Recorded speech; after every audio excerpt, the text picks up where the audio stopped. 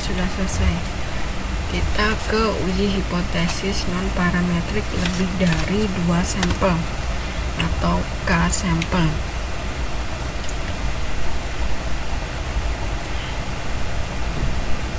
Uji hipotesis ini dilakukan bila suatu penelitian digunakan variabel yang sama, namun jumlah sampelnya lebih dari 2. Nah, berdasarkan sampel yang diambil secara random, analisis penelitian ini dilakukan untuk mengetahui apakah rata-rata atau mean antara satu sampel dengan sampel yang lain berbeda secara signifikan atau tidak.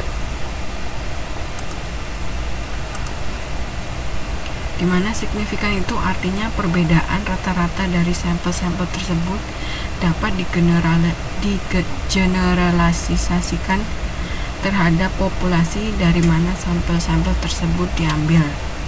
Coba dibuka halaman 9.3 ya untuk contohnya. Misalnya, dilakukan penelitian untuk mengetahui adakah perbedaan produktivitas kerja antara pegawai negeri sipil, swasta, dan BUMN. Berarti di sini nanti kita ada berapa sampel untuk contoh yang ini?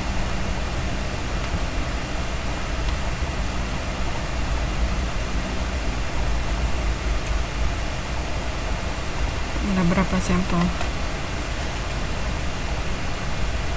3, benar. Nah, untuk memperoleh informasi, maka peneliti menggunakan sampel yang diambil dari 3 kelompok populasi tersebut. Berarti nanti ada 3 populasi. Yang pertama adalah pegawai negeri sipil, yang kedua swasta, dan BUMN. Dari ketiga populasi itu nanti diambil sampel-sampel masing-masing.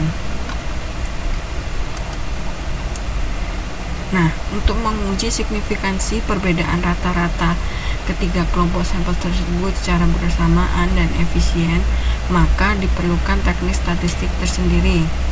Tetapi, jika dalam pengujian serempak itu menghasilkan perbedaan yang signifikan, maka perlu dilanjutkan pengujian antara 2 sampel. Nah, hal ini dilakukan untuk mengetahui di mana letak perbedaannya, apakah hanya X1 dengan X2 saja, atau X2 dengan X3, atau X1 dengan X3, atau ketiga-tiganya. Jadi kalau memang ada perbedaan, nanti diuji lagi ya. Yang ini harus serempak semuanya dulu. Kalau memang tidak ada, nggak perlu diuji lagi.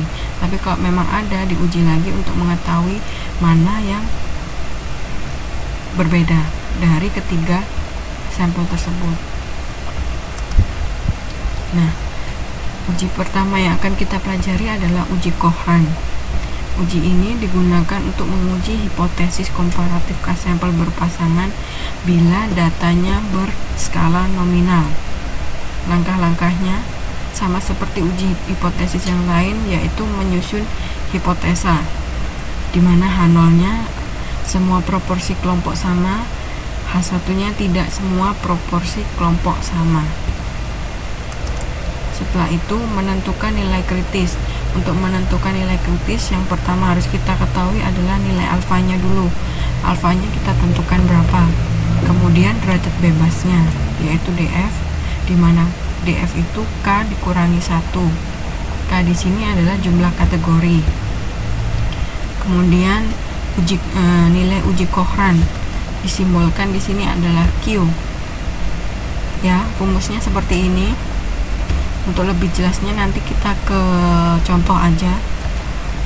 Setelah itu, karena distribusi Q mendekati distribusi chi-square, maka untuk menguji signifikansi nilai Q hitung tersebut dibandingkan dengan chi-square, nilai chi-square tabel.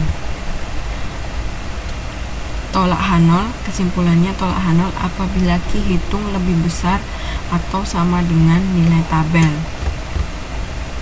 Jadi nanti siap-siap ya, tabel chi-square-nya dibuka. Nggak apa-apa Mbak Esti, silakan bergabung, diikutin aja.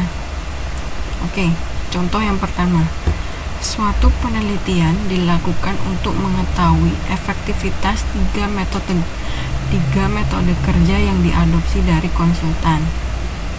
Nah, untuk mengetahui hal ini dilakukan penelitian dengan mencoba ketiga metode tersebut pada 3 kelompok karyawan yang dipilih secara random. Masing-masing kelompok terdiri atas 15 karyawan. Berarti sampelnya di sini ada berapa?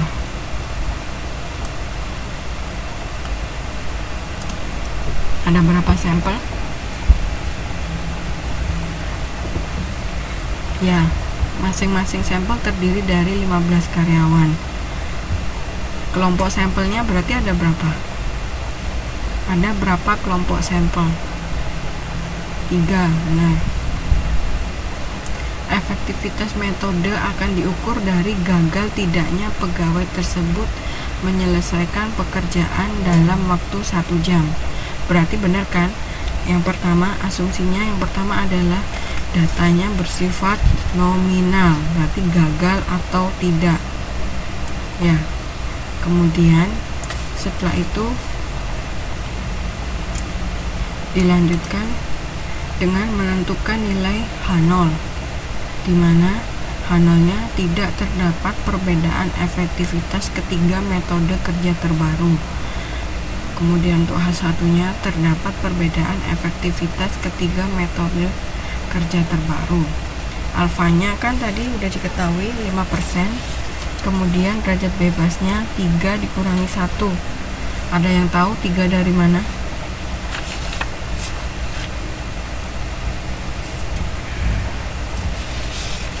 Nilai 3? Ya, ada 3 kelompok ya. 3 kategori. Kelompok sampel. Kemudian nilainya nanti dikurangi 1 karena K-1 berarti nilainya 2. Kemudian nilai chi-square tabelnya berapa?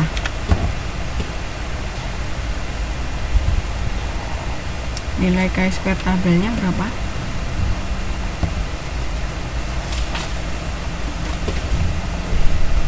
Chi-square tabel bukan chi-square hitung. Itu kan kalau yang dijawab Mbak Prima itu adalah chi-square hitung. Yang saya tanyakan adalah nilai chi-square tabel. Masih ingat gimana caranya? 5,991. Tahu caranya mencari di tabel normal? Tabel chi-square. Masih ingat kan caranya? Gimana caranya menggunakan tabel chi-square?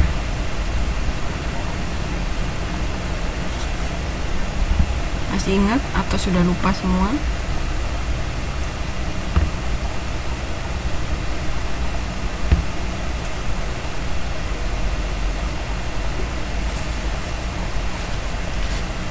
Gimana? Iya, DF2 dengan alfa 0,05. Sudah bisa ya? Tabelnya dilihat di halaman 9.44.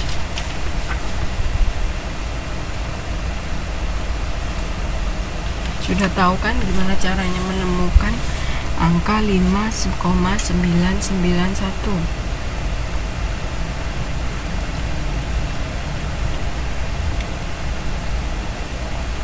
Oke. Nah, kemudian setelah diketahui nilai chi-square tabelnya, kita menghitung nilai Q. Dimana Q tadi rumusnya seperti yang ada di depan atau di halaman 9.4. Nah, kira-kira untuk memasukkan rumus ada yang nggak ngerti?